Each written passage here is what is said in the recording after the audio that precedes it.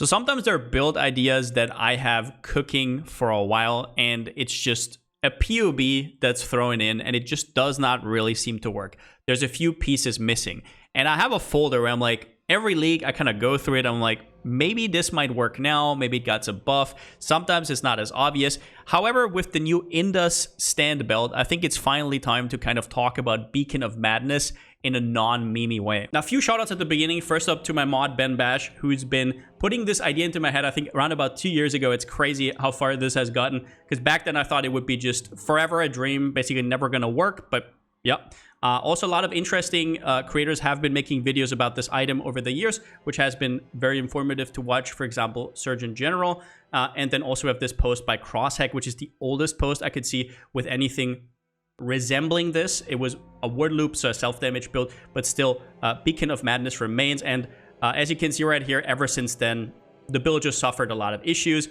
And now we're kind of here. This build revolves around a lot of word, which we get with Ynda Stand and Faithguard. We're using Beacon of Madness boots, and we're using Olroth's Resolve to add a lot of perma word. Now, you might notice that right now, I have 12,466 word, and Olroth's Resolve says 85% less word during effect.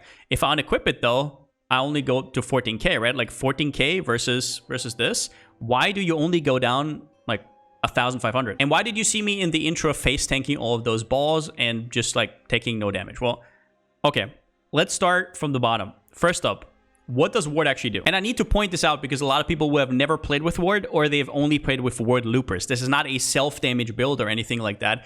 It just uses ward as a defensive mechanism, which is not unheard of, but it's definitely not something everybody has experienced. When you take damage, no matter how much damage, so let's say, for example, I get hit by a 1 damage hit, all my ward goes away. And then depending on how much ward recovery I have, baseline is 2 seconds, my ward comes back. So it's basically a protection against one-shots. The only way for your ward not to break would be Olroth's Resolve, and that basically makes it so your ward never breaks. What that means is, if I get hit by a 1 damage hit, it's 0. You don't take any damage. You can still get stunned by a big hit, but you don't take any damage. It gets taken from the ward, but since the ward never gets depleted, you basically have a shield of 12,466 against any incoming hit. So for example, if 50 monsters hit you for 10,000 each, you take 0 damage. You are technically still taking the damage for various things like stun and whatnot, but we are mitigating all of those things. In general, if you run around with this, an enemy will have to hit you very hard to even glance at your HP pool. But let's start out with the 3 major pieces of this setup. And this setup does not have to be rolling magma. I'll talk about my reasoning at the end, but it's basically a template. Do not be amiss though. This is not actually a cheap setup. As you can see, I have a focused Ami, I have double Tormented Souls wands. So just because you don't see a mage build there, don't get fooled by that. It's not a multi-mirror build or anything like that, but it's not cheap. All right, Olroth's Resolve. This is where everything starts. This makes ward into an actual defensive mechanism and not just like a one-shot protection. This says ward does not break during effect, but it has a huge downside of 85% less ward during effect, which means normally, if I had, like, let's say 15,000 ward, you would have to do 15,000 times 0.15. You would only be left with 2,250. Why the hell do we have 12,000 here? That is because of these boots right here. Beacon of Madness grants you a Embrace Madness skill, which you can see right here that I have turned on. There's 4 debuffs I have right here that stack up to 10. We're going to talk about that in a second. It has some movement speed, it has chaos damage. It's very cheap, at least right now, so you can get easy, good corruptions. All damage, so there's different versions of these boots, but the one I'm using is all damage can poison, or inflict poison, while affected by Glorious Madness. This is actually other than all damage can poison, because it means I don't have to get any chance to poison, which, for example, on a spellcaster is a pretty big deal. So, for example, Rolling Magma, which is fire skill, can poison automatically, and you get a 100% chance to poison. Pretty big deal right there. That's usually what an Original Sin kind of does. And then you also get Unconditional Explodey. So down here you see enemies you kill while affected have a 40% chance to explode, dealing a quarter of their life. Important here is this is kind of like Occultist Explodey, but they don't have to be cursed. So it can very easily spread across screens, and you will definitely notice it. We don't have much AoE to scale it, but it's still very nice, and it also helps against stuff like Corpse Explosion. In general, not really sure which one's more powerful, but both are incredible. And especially since you don't have to go Cultist to get it. So those are the upsides. Now let's talk about these debuffs, because there's one debuff in particular that is game breaking for us, and that is 90% reduced effect of flasks. Back when this jewel still existed, people used to run it in their word loop builds. Flasks applied to you have 20% reduced effect. Why did they do that? The reason is that Olroth's resolve, the negative part, scales down with reduced effect. So right now you have 85% less ward during effect. That 85 gets reduced by 90%, so you're left with only 8.5% less ward, and you can have it constantly up, which is completely and utterly ridiculous.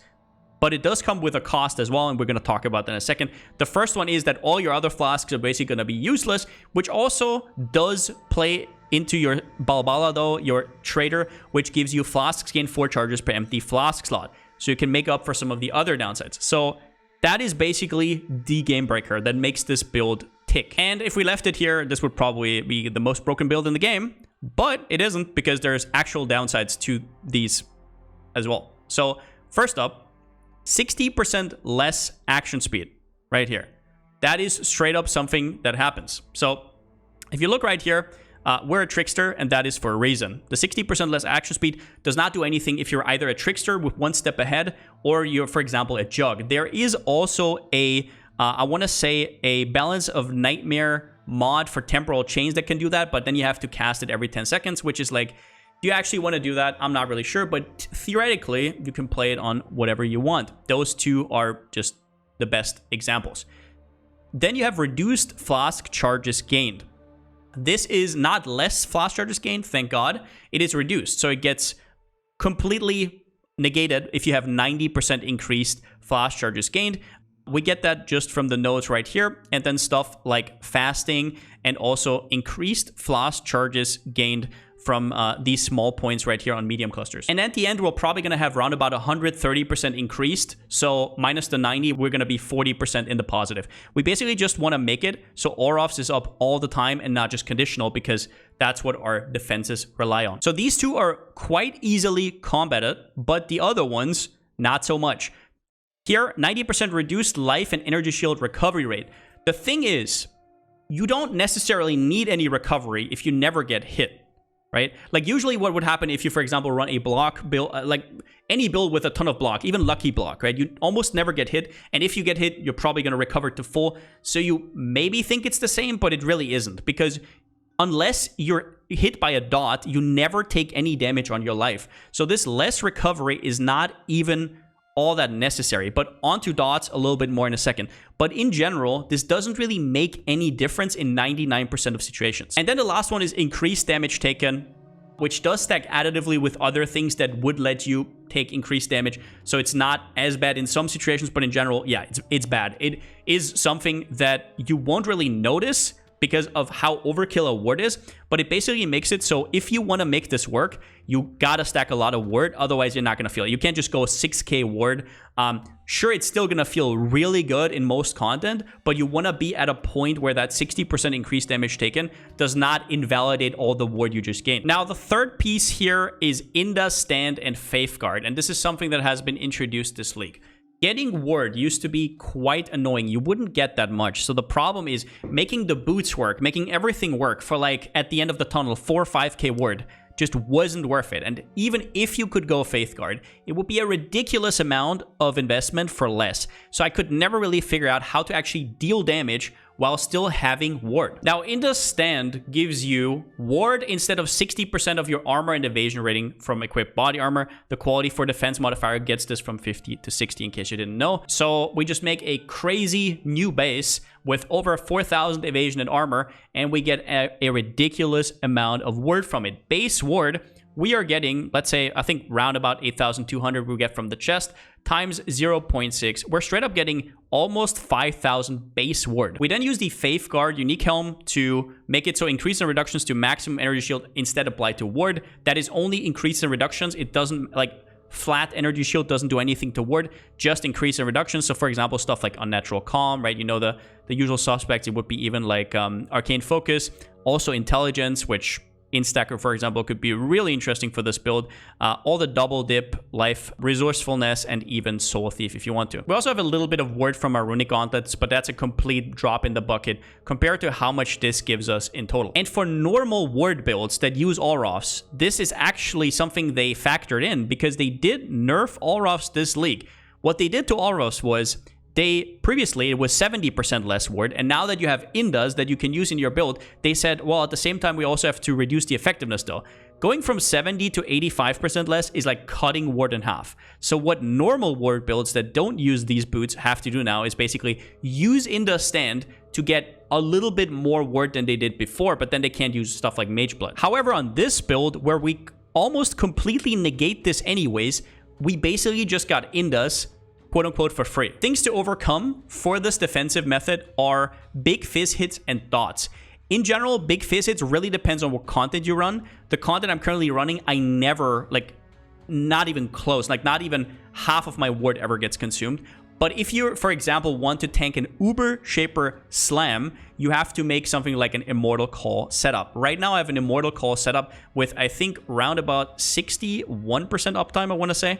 62% uptime. And then I also have Heartstopper, which whenever it's actually on hit is also quite damn strong. And do note that this POB here, I'll actually make an updated POB because this is still a little bit outdated, but this is already with, these numbers already with the increased damage taken fed into it. So it's already taken into consideration. But this is like a novelty thing. For Immortal Call, if you run any sort of hard content, you definitely want to Enduring Composure. If you can get some kind of other flask node here, that's cool. Otherwise, you can just go for a small cluster jewel. Maybe you get Corrupted Blood immune on it. So yeah, for me personally, it hasn't really been an issue. But, and let's just put this here, your number one thing to worry about are dots. Now, the reason dots are such a problem is because it goes through ward. So everything else doesn't hurt you at all. But dots are still something you have to think about, and we don't have any way of life regen, really. So how does that exactly work? We can't just chug in a life flask. We can't just go recoup because we have this 90% reduced life recovery rate. And while you could probably work against that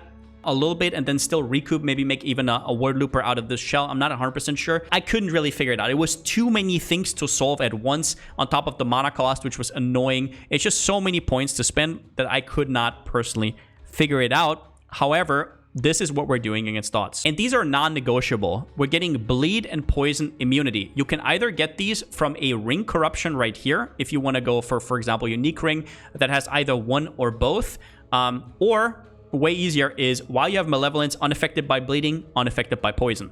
Have a Watcher's Eye like this, and it is immediately fixed. Ignite immunity, we just have ailment immunity. Corrupted Blood immunity from a jewel, and then Burning Ground immunity from Soul of Abrath. These are the most common dots, and in 80 to 90% of content, that is enough. However, it's not those that get you, right? It's the ones that aren't, and some of them are pretty nasty. You might be sitting on a very tanky character, for example, a Jug or something, and all that kills you are dots already. So it's not like this is a unique downside of this build. We all know dots are a problem, but this build does have quite a bit of tools to work against that. The first one is Lethe Shade.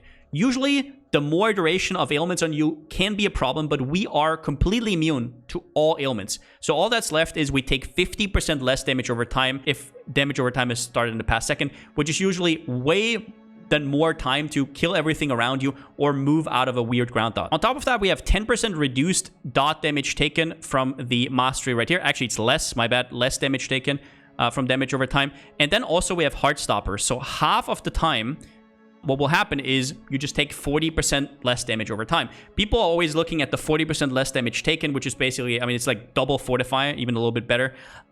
But in this build, the dot reduction is actually even bigger because most hits, unless it's like a Uber Shaper Slam, can't kill you anyways. So this is kind of like a dots don't matter half of the time free card, kind of ish.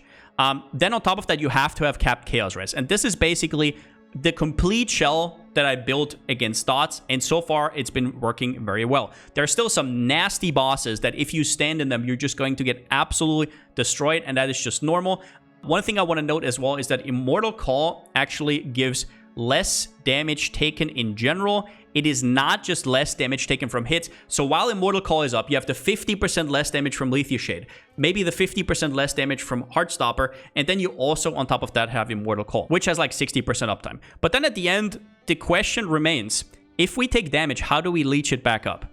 Now, what I had in mind at first is, well, I have a Forbidden Flesh, Forbidden Flame, right?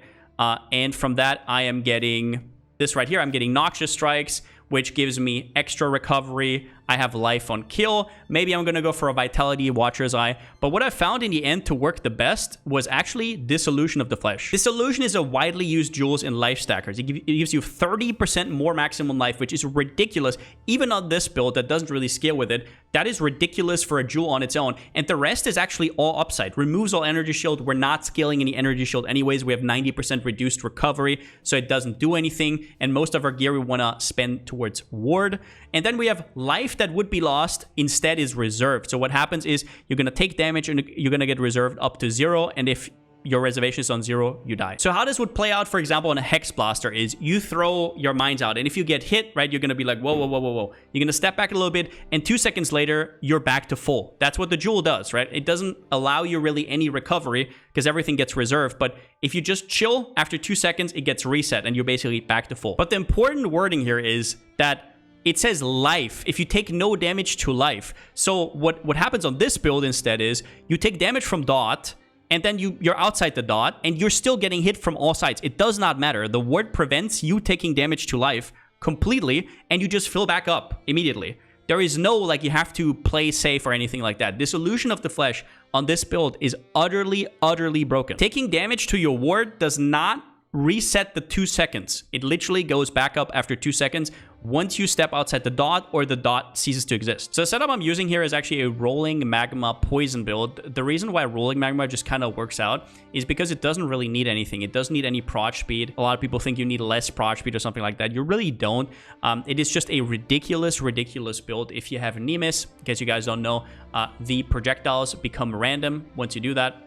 So what happens is they just overlap like crazy because they kind of go back and forth, similar to how the new Poison Conch of Bouncing does. And since we're poisoned, we can go Awaken GMP, get extra projectiles, extra overlaps without losing anything because we don't get the less projectile damage because we're poisoned, right? So it just fits very well. Stuff like Spark is a lot harder to make work because on top of all the problems you have to fix, you also have to get stuff like proj speed and then stuff like skill effect duration. I'm sure it's doable. I'm sure somebody is going to do it eventually. I just couldn't figure out the right formula. The build is incredibly fun though, and why I wanted to go casters anyways is because of the double Tormented Spirits enchant, which I know is quite expensive, but it's just so goddamn fun. Other than that, there's not much more magic to it rather than this template. You can do this for most skills, but be aware that while we are almost uber damage capped, as I will show you right now on Poison, some other skills do not perform as well and they need a lot more damage put into them. Rolling Magma is actually one of the most underrated spells right now, I want to say. And it doesn't need much investment to do ridiculous amounts of damage. And the clear gets carried by GMP first up, but then also the Explodey from the boots. But I'll still show you the mechanics of this build on an Uber Elder fight. And just so you know, there is a downside. When you enter a new area, I'll actually go out and in again so you can kind of see it. You will have to kind of reactivate your Embrace Madness. Sometimes you don't have to activate, but I think most of the time. So you activate your Embrace Madness, you activate your Olroths, you should be up 100% of the time, and you will see that the ward starts out pretty low, right? It ramps over time with increases to this stack right here, and it kind of snapshots, right? So what happens is there's like a small delay to it adjusting to the new amount of reduced flash charges whenever you actually have the flask again. So for example, when you press it again, it kind of adjusts for it. However, people think this is a huge downside. First thing, 6k ward alone is enough for 99% of content. And the second thing is you also have to remember that even though this needs time to scale up, so does the increased damage taken. And you also have to remember that all your upsides, your damage is always there. So there is no issue with that.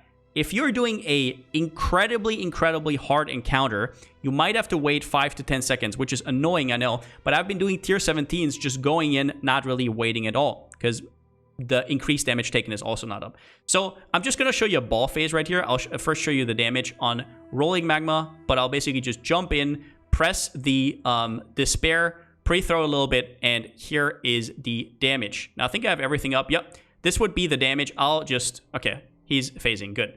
All right, so now let's see the ball damage. So there is dot grounds, right, which I don't want to go into, but just to show you why this is so broken is this, right? I can run through as many balls as possible, and this is the easiest way to make you understand why ward is so much better than just mere avoidance. There is no recovering back. There is no damage taken, right? It's not, oh, I get shotgunned by 10 projectiles. It's those projectiles do just simply not exist. They just don't, right? So we're just going to do a second ball phase, and you already know the drill. But it's the same with Uber Shaper. Now, there are certain breakpoints. You will have to see that on POB, how much ward you have to have. Like I said, I have very good gear. This is not even close to the maximum, though. I'm sure people are going to experiment with this base, and they're going to make way more broken setups. But yeah, just to show you. This is something that's really hard to understand until you actually start playing with a build like this. But I'm just going to showcase this. You cannot, as far as... no, these you can easily tank. I thought he was going to do the thing. Okay, he went back. My bad. I thought he was going to do the explosion. Maybe I would have tanked it. It would have been funny. All those small projectiles, like I said, they don't do anything whatsoever. All right. At this point, I'm just showing off. I'll show you the dot as well, because the dot is actually pretty nasty. And you can see right here, the dissolution of the flesh, even though I get hit over and over, it already reserved me back to full. It doesn't even matter, right? So I run over the dot, and then a little bit later, it's going to come back. Yeah, it's already unreserved. So in total, dots are not an issue as long as you react. I couldn't have stood in there more than like 3 seconds or something. And that is because at the start, you get the huge damage reduction from Lethe Shade. And obviously, if you have Heartstopper up, it's a lot easier as well. So in conclusion, for anything Trickster or maybe Jug, possibly, although I couldn't figure it out just yet, attack-based, probably Jug, right? It also has the action speed reduction.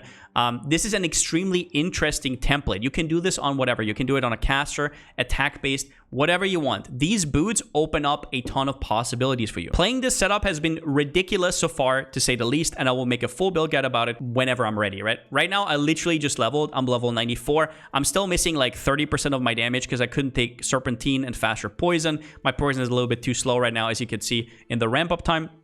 But in general, one thing I will say is it takes a little bit of time to accustom. If you've ever played a build like a low-life build where it looks like you're kind of dying all the time, but you're actually not taking any damage, it's kind of like that.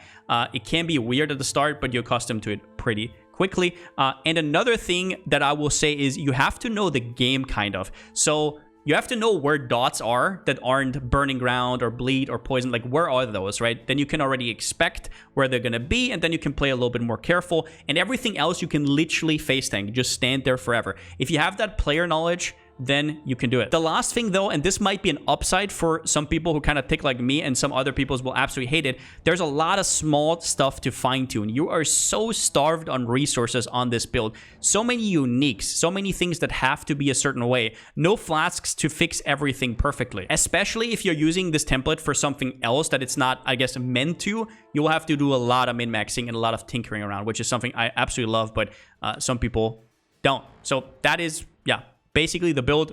Also, do not use it for stuff like Sanctum, where you have like a new instance every 2 seconds or something, because your charges are never going to ramp up. This is mostly a template for juiced content. For example, maps that take like 3 to 4 minutes, or stuff like Simulacrum. It does fall off in Simulacrum, but after you ended the wave, so you can loot, and once you start the next wave, you already have 4 to 5 more. But usually, Simulacrums are not at its best when done with like dot build. It's usually better to one-shot stuff immediately to get 7 rewards. But yeah, pretty happy with what has been put out so far. Build guide out in the next, I don't know, 3 to 4 days probably. And you can also check the stream on twitch.tv/Palsteron if you want to check out the build. I definitely think that there is also something that could be done with like an int stacker. For example, every 10 int is 2% increased DS equals 2% increased ward. So that would be completely cracked. But we'll have to see. That's about it. And since I still don't have a slogan, see you next time.